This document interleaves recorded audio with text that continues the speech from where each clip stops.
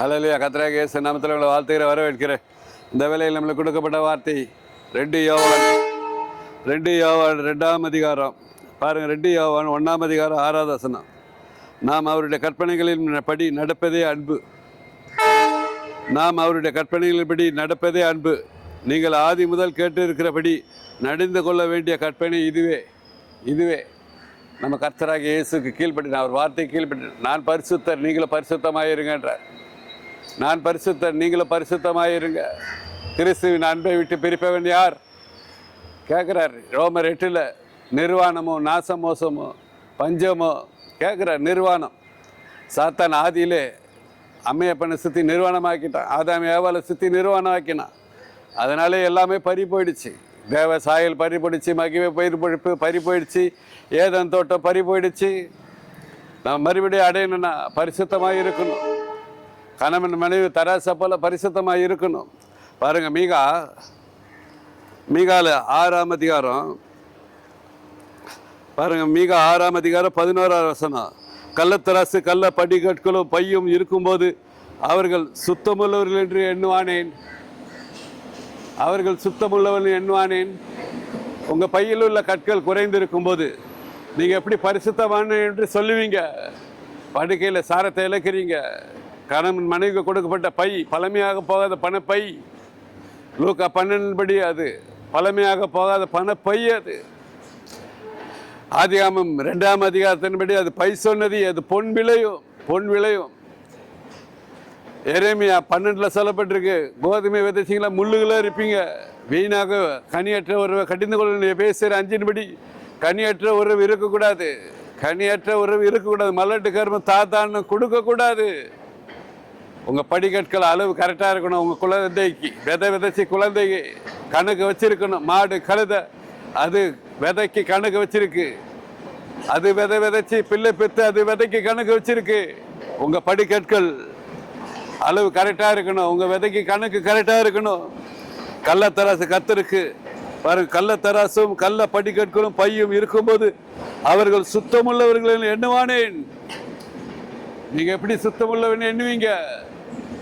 கணவன் மனைவி பரிசுத்தமாக இருக்கணும். உங்கள் கொடுக்கப்பட்ட கணவன் மனைவி கொடுக்கப்பட்ட பை படிக்கற்கள் உங்கள் விதைகள் கணக்கு வைத்திருக்கணும். நியாய தீர்ப்பில் கேட்பார். எரேமியா 13 படி உங்கள் ஆட்டுக்கடை எங்கே கேட்பார். பரிசுத்தமாக நில்லுங்க. கிறிஸ்துவின் அன்பை அவர் கற்பனையின்படி நடப்பதே கிறிஸ்துவின் அன்பு, பரிசுத்த அன்பு. அவர் கட்டளையில் கீழ்ப்படிங்க. 10 கட்டளை கீழ்ப்படிங்க. 2 யோவான் 1:6 படி பாருங்க. 1 யோவான் 2:6 நம்ம அவர் கற்பனைப்படி நடக்கணும். அதுவே அன்பு. சாத்தானு படுக்கை சுகத்தை விரும்பாதீங்க. சாத்தானுக்கு அன்பை காட்டாதீங்க.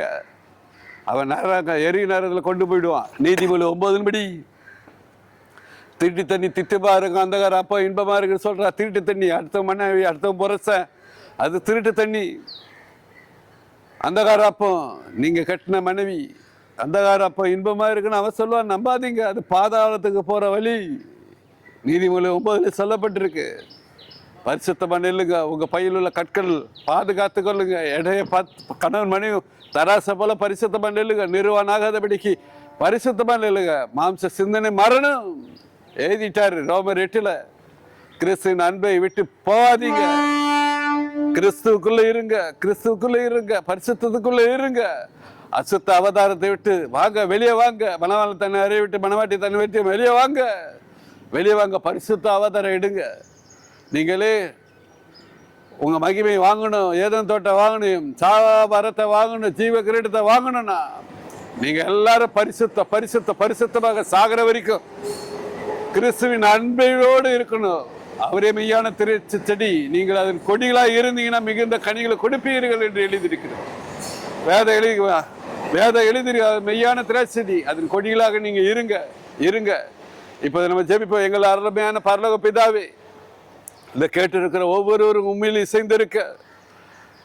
உம்மோடு இசைந்திருக்க கிருபத்தாங்க ராஜா.